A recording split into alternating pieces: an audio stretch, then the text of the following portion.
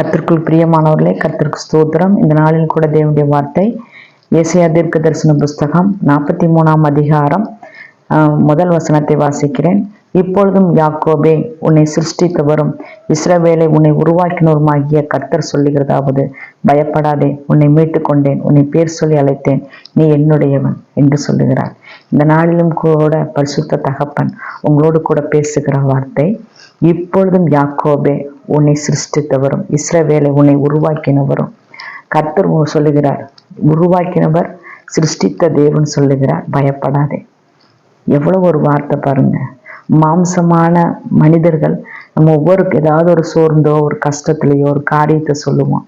பயப்படாத, நான் இருக்கிறேன், எதுக்கும் சோர்ந்து போகாதே, நான் உங்களுக்கு தோள் கொடுக்குறேன், உங்க கூட தான் இருக்கிறேன், பயப்படாதீங்க அப்படின்னு சொல்லுவாங்க. அந்த பயப்படாதேன்னு சொல்ற வார்த்தை நம்ம ஆத்துமாவை அவ்வளோ ஒரு தைரியப்படுத்துங்களா. நம்ம பக்கத்துல எல்லாரும் இருக்கிறாங்க அப்படிங்கிற ஒரு தைரியம் நமக்கு இருக்குங்களா. ஆனா மாம்சமானவர்கள் சொல்லுவாங்க, ஆனா ஆபத்து நேரத்துல நம்ம கூப்பிடுற சமயத்துல மற்ற வேலை பார்த்துட்டு இருப்பாங்க. நம்ம ஏதாவது ஒரு காரியங்களோ ஒரு சிக்கல்லையோ கஷ்டத்துலையோ சொன்னோம்னாலும் இதோ வரேன்னு சொல்லிட்டு வரமாட்டாங்க.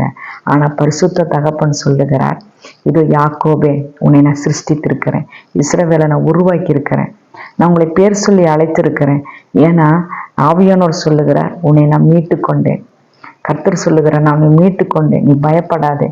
ஏன்னா ஆண்டவர் உரிமையாய் சொல்லுகிறார், நீ என்னுடையவன், நீ என்னுடையவள் என்கிறார். உரிமையாய் சொல்லுகிறார். நாம் தேவனை, என் தேவன், என் இரட்சகர், என் ஆத்துமா பிரியர், என் ஆத்துமா மீட்பர்னு சொல்லி என் சொல்ல ஆண்டவர் சொல்லுகிறார். அங்க வானத்திலிருந்து பரலோகத்திலிருந்து சத்தம் வருது, நீ என்னுடையவன், நீ என்னுடையவள் என்று சொல்லுகிறார். எவ்வளவு ஒரு ஆசீர்வாதம் பாருங்க. இன்றைக்கு தேவன் சொல்லுகிறார், அந்த ஆசீர்வாதம் யாக்கோபுக்கு எப்படிப்பட்ட ஆசீர்வாதம் கொடுக்கிறாரா. வெண்கல கதவுகளை உடைக்கிறாராம், இரும்பு தாட்பால்களை முறிக்கிறாராம். அந்தகாரத்தில் இருக்கிற பொக்கிஷத்தை தேவன் செய்கிறார். ஒளிபீடத்தில் இருக்கிற புதைபொருளை தேவன் யாக்கோபுக்கு தருகிறாராம். அவர் மீட்டு கொண்ட ஜனத்திற்கு தருகிறாராம். இன்றைக்கு அதே ஆசீர்வாதம் உங்களுக்கு தருகிறார். உங்களை பார்த்து சொல்லுகிறார், நான் உன்னை ஆசீர்வதிக்க போகிறேன், நான் உன்னை பேரை பெருமைப்படுத்த போகிறேன், ஏன்னா நீ என்னுடையவன், நீ என்னுடையவள் என்று சொல்லுகிறார். அதனால் இந்த நாளிலும் கூட பரிசுத்த தகப்பன் உங்களோடு பேசுகிற வார்த்தை, நீ என்னுடையவள், என்னுடையவன் சொல்லுகிறார். அதனால் உங்களை ஒரு நாளும் கர்த்தர் கைவிட மாட்டார். கர்த்தர் அணைத்துக் கொள்வார், மார்போடு அணைத்துக் கொள்வார்.